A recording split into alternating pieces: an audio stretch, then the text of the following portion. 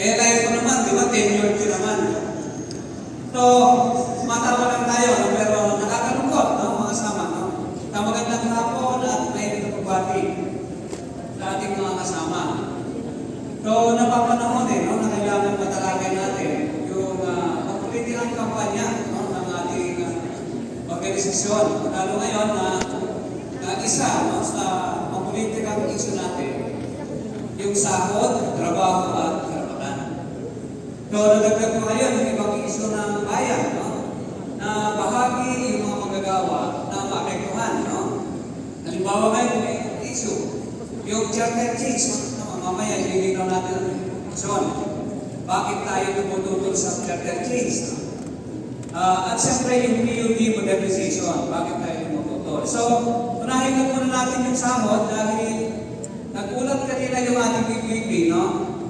Na nasa antas tayo ngayon ng collective bargaining negotiation. So, ito yung ganda, pansama, no? Ito yung kagandahan kapag meron kang union sa batas kapag walang lumaban sa iyo sa panahon na natapos yung kontrata, pero obligasyon yung management na harapin yung kung sino yung dati kakontrata niya, no? Kung sino yung SEBA, yung sole and exclusive bargaining agent.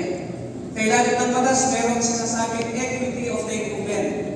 Pagka walang union, automatic yan, mag-negotiate para pag-usapan yung panibagong kontrata. Yan yung mayroong na issue natin ngayon.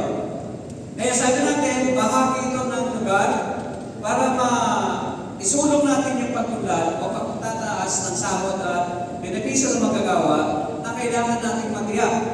Pero sa ngayong kasalukuyan mga sama, no? Nakasalukuyan kinakarap natin masakit na nag-forward yung management ng panibagong problema natin dahil tinutuntungan niya ngayon, no? Yung sinasabi natin resist. Yung pandaigdigang krisis na krisis ito ng mga malalaking kapitalista, no? Malalaking bansang kapitalista. Alam naman natin ngayon mga kasama, no? Yung labanan sa pandaigdigang kalakaran, no? Ang naglalabanan dito yung malaking kabuuan ng bansa, no? Na kumbaga sila yung powerful, no? So, yung hanayan dito mga kasama, no? Lalo na doon sa tinatawag na supply chain. At isa kayo doon sa lahanin ng supply chain, no? Yung mga chips na ginagawa ninyo, isinusupply yan doon sa sinasabi nating mga kagamitan na ginagamit ng buong bansa, no? Ano mga bansa sa daigdig, no? So dahil sa hanayan, laban ng politikang ekonomiya ng malalaking bansa, affected kayo dahil sabi na natin, ang Dexteria ay isang subcontractor ng kumpanya. Kaya sa ilalim ng globalization mga sama, kapag nagkaroon ng krisis ang kapitalista, ang una nilang isasakripisyo yung mga manggagawa. Kaya kung meron mo yun yung manggagawa, mas medyo, di ba? Kumbaga, merong laban-laban, no? Eka nga. Pero kung wala, di mano yan. So, sa atin dahil meron tayo man yung mga samang kinakailangan tayo mag-regroup. Kinakailangan tayo magkaisa. Dahil sinampunan na tayo sa nagdaan. Sinampunan tayo doon sa sense of closure. Yung sense of closure, ginati yung ating pagtingin. Kumbaga, nagpakalat sila ng propaganda ng problema ng sensor ay hindi problema ng power. Diba? Yan yung lumaganap. At sa ating pagtingin, yung assessment ng pamunuan, ay merong nalito doon sa ating mga kasama. Kaya, doon sa pagkalito, sa aming pag-aaral bumitiw, no? Yung ilang mga kasama natin. No? Pero siyempre dahil gusto nating ma-regroup, gusto nating mapanghawakan ulit at mapagkaisa yung ating hanay, kaya tinatagda natin yung mga pulong mga kasama. No? Dahil sa ating pagtingin, yung mahigit 200, no? 242, no, to be exact, yung nag-avail ng voluntary separation program at merong naiwan na 8. Yung naiwan na 8 na hindi niya tanggap yung voluntary separation program, ito yung naiwan at hindi ngayon relocate ng kumpanya dahil sa sinasabi nila ang sobra ang tao, no? O tawag ito, sobra ang headcount, no? So, siyempre sa bahagi natin, malinaw naman yung nakasaad sa ating CPH. Sinasabi namin palagi sa management, kailangan din nila yung kanilang contractual obligation, pero matigas sila mga sama. Hanggang sa nakausap namin last minute si General Manager yun, no? si Garrett, no? Narado na raw yung programa ng MTSD at wala doon sila sa lugar para pabuksan ulit, kaya yung issue ng 8 ay sarado na. At isabi natin, kung sarado na yan sa amin, hindi pa sarado, na kailangan kilalanin nyo yung ating contractual obligation para mula dyan ay magkaroon tayo ng pagkakasundo doon sa issue ng 8. Yan gusto nila mangyari sa labor legal battle, no? So, hindi naman natin gagawin yung mga sama dahil sabi nga natin 4 na buwan na to no? Na laban ito, no? Kaya dahil sa nagsusulong tayo ngayon ng CDA, ano ba ang mga sama, matatakil natin to sa dulo ng pag-uusap o sa habang nag-uusap ng CBA dahil nga ang intention natin ay may pagtagumpay na makamit yung dagdag na sahod at benepisyo. Lalo na yun, mga kasama, no, na matindi yung epekto sa atin ng pagtaas ng presyo ng bilihin dahil sa mataas na inflation at ngayon lang tayo makakapawi, no? At siyempre magagamit sa atin yung naging krisis para tumawad dun sa pinapakit natin kahilingan natin sa ating dagdag na sahod. Kaya nga, ang magiging katwiran natin dito, di ba, yung mga nagdaang taon, kumita naman, sabi nga ni Pangulo, no? Merong 2 bilyon na, di ba, production. Kung sa piso lang pala yan, 2 bilyon na yan, no?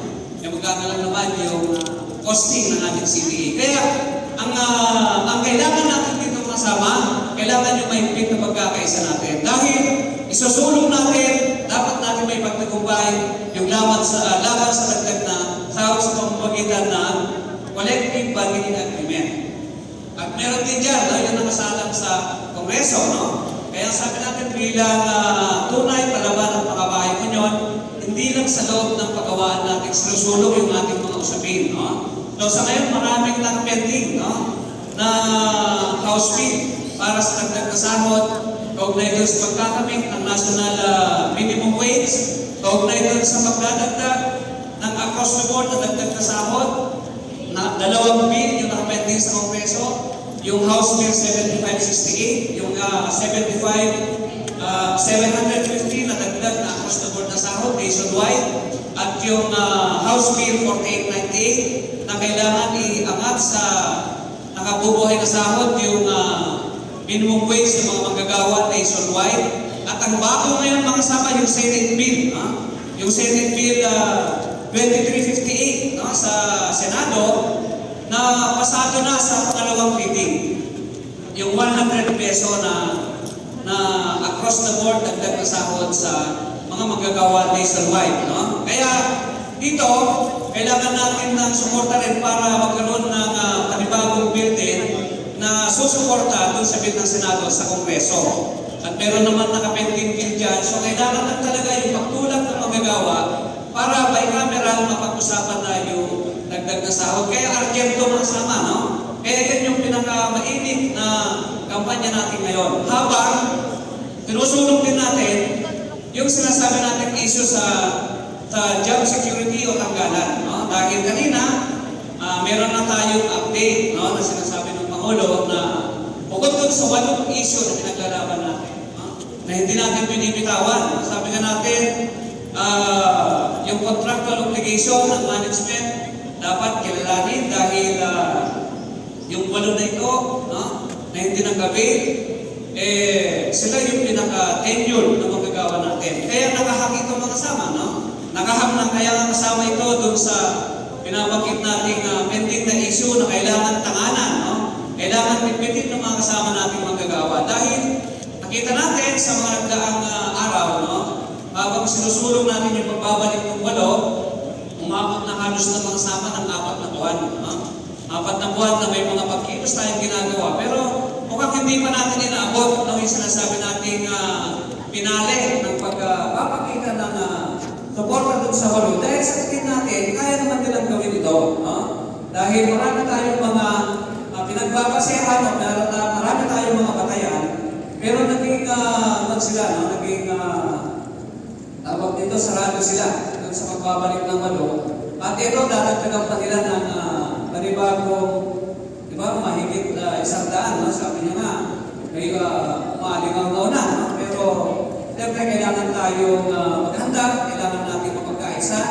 Kung ano man yung kahinaan natin doon sa pagdadala ng walo, dapat kung sigla nating panghawakan yung ating yung kawastuhan ng ating kampanya, kailangan ipagtagumpay natin na matagdaman yung posible pagbabawas muli ng ating mga kasakihan. Dahil sa bawat pagbabawas ng kasakihan kasama, mag-reflect ito doon sa pag-iina ng ating organisasyon. Kaya doon sa tuloy-tuloy nating pakikibaka ng issue, lalo na sa tatanggalan mga kasama, kinakailangan talagang seryoso tayo doon sa pagharap. Kinakailangan natin maipikita rin yung lubos na pagsuporta na ito yung kakulangan natin doon sa pagsuporta doon sa walo. No? Kasi sabi natin, kahit na walo lang yan, dahil 3 na yan yung officers natin, at 5 dyan yung mga pinasabi nating membro, na meron naman tayong tuntungan na hindi tinatanggap ng management yung ating katwiran na sinasabi natin. Kaya yung mga 8 membro natin, no, yung 3 officers at 5 membro ay sila yung pinaka-tenure, no, doon sa bilang, doon sa workforce natin, no, bahagi ng workforce natin. No. Pero mapapansin natin doon, no, na relax sila, no, doon sa